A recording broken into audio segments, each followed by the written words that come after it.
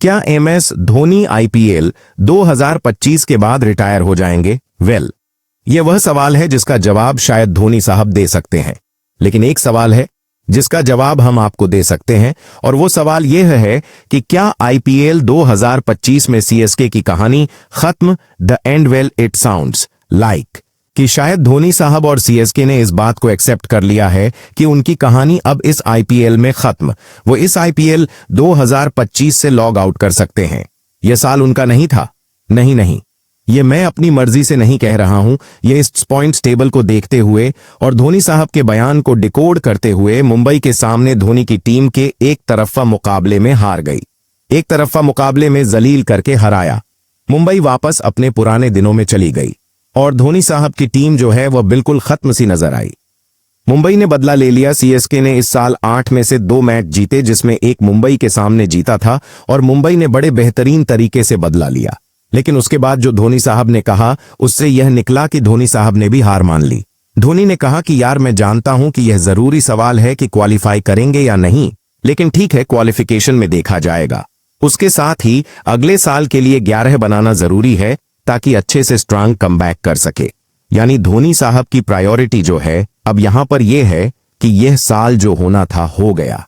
अगले साल 11 जो है वो कौन होंगे और उसके लिए तैयारी कर ली जाए ताकि अगला साल सुरक्षित रहे।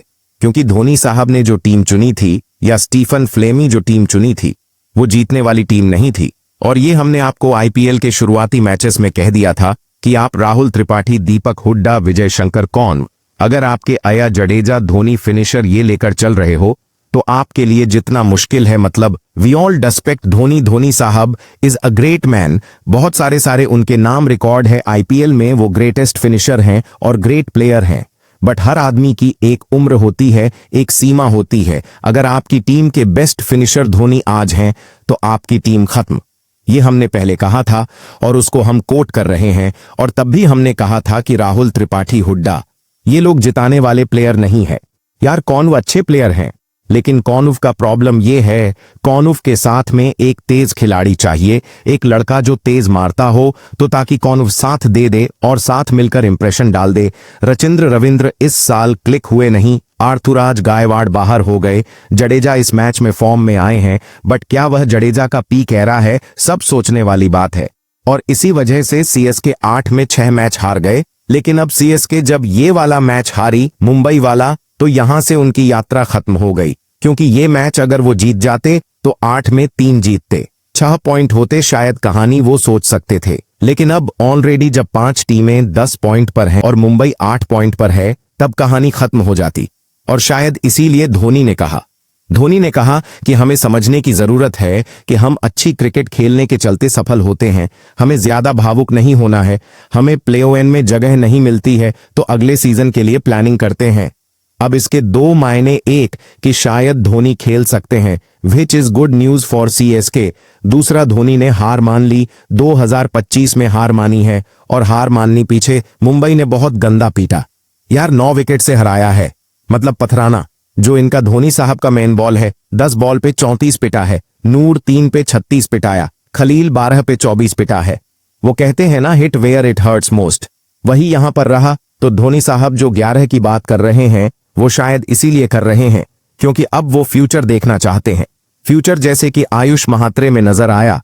मतलब अब चेन्नई नए लड़कों में इन्वेस्ट कर रही है। शेख रशीद में इन्वेस्ट किया, 20 साल का लड़का है, 17 साल का।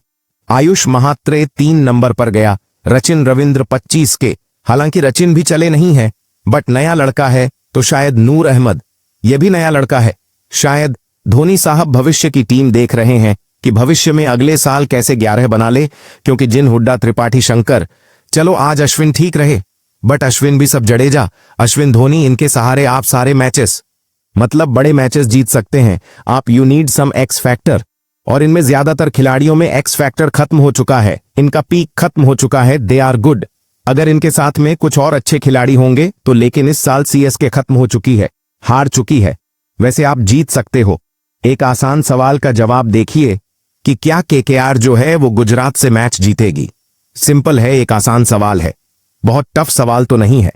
लिंक हमने डिस्क्रिप्शन में दे रखा है। प्रोबो ऐप पर जाकर इस सवाल के जवाब दो और ढेरों इनाम आपका इंतजार कर रहे हैं।